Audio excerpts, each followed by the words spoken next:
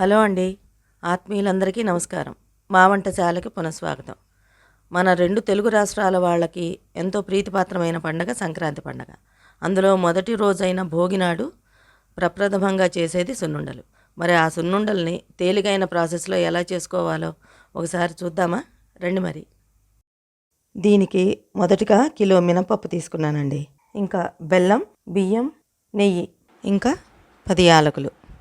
ఇప్పుడు మినపప్పు వేపుకోవాలండి. మొత్తంగా వేయకూడదు అనమాట, సగం సగంగా వేపుకోవాలి. మొత్తంగా వేస్తే సరిగా వేగదు.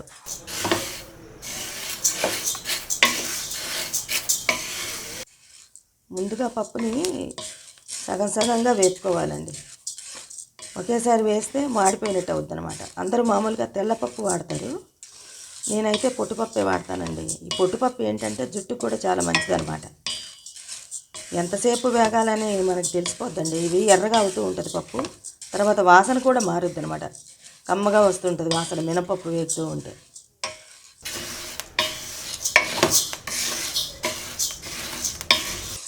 ఇదిగోండి చక్కగా వేగింది.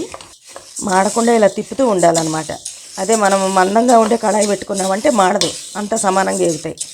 మినపప్పు వేపేసుకున్నాం కదండి, ఇప్పుడు బియ్యం వేపుకోవాలి. ఇదిగోండి బియ్యం కూడా వేగిపోయాయి. అసలు సున్నుండల్లో బియ్యం ఎందుకు వేస్తారంటే అది పిండి పట్టేసరికి మెత్తగా అయిపోద్ది కదండి, అందుకని చెప్పేసి బియ్యం వేస్తారనమాట.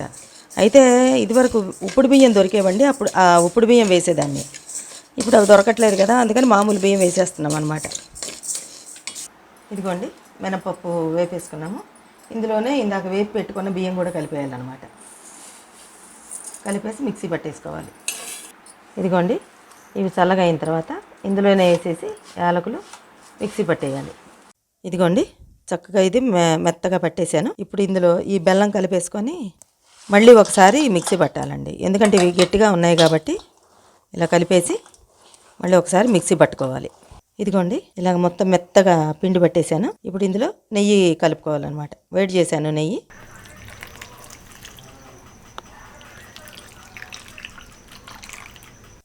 ఇదిగోండి ఇలా వేడి నెయ్యి వేసాను కదా, వేడిగా ఉన్నప్పుడే కొంచెం దాన్ని అంతా కలిపేసుకోవాలన్నమాట, పిండికి పట్టేటట్టు నెయ్యి మొత్తం. చెయ్యి కాలకుండా వేడిగా ఉంది కాబట్టి నెయ్యి. ఇదిగోండి చక్కగా నెయ్యి అంతా కలిసిపోయింది. ఇప్పుడు దీన్ని మనం కావలసిన సైజులో ఉండకట్టుకోవాలండి. అసలు సంక్రాంతి సీజన్లో నెలకు నెల్లాళ్ళు గొబ్బెమ్మలు పెట్టేవారండి మా చిన్నతనాన్ని. ఆ గొబ్బెమ్మల్ని పిడకల్ని చేసి తర్వాత భోగినాడు గాడిపోయి తీసి దాని మీద గంగాళం పెట్టి నీళ్లు కాచి పిల్లలందరికీ తలంటేవారు. తలంటి పిల్లలకి కొత్త బట్టలు వేసిన తర్వాత ఇదే ముందు స్వీట్ అనమాట. వాళ్ళకి తీపి పదార్థం ఏంటి అంటే భోగి రోజు సున్నుండలు. ఇదిగోండి ఇలాగా మనకి మీకు ఏ సైజులో కావాలనుకుంటే ఆ సైజులో అనమాట. ఇదిగోండి ఇలాగా మనం ఏం చేసినా కానీ పగలదనమాట. ఇప్పుడు ఇది గట్టిగా ఉంటుంది, బాగుంటుంది. ఇదేనండి భోగి రోజు చేసుకునే సున్నుండల ప్రక్రియ. అతి సులువుగా చేసుకునే ప్రక్రియ అనమాట. మీకు నచ్చితే లైక్ చేయండి. అలాగే మీకు తెలిసిన వాళ్ళల్లో ఎవరైనా కొత్త జంట ఉంటే వాళ్ళకి షేర్ చేయండి, వాళ్ళకి చేసుకోవటానికి సులువుగా ఉంటుంది. ఇంతేనండి, మరో రోజు మరో మంచి వీడియోతో మీ ముందుంటాను. సెలవా మరి.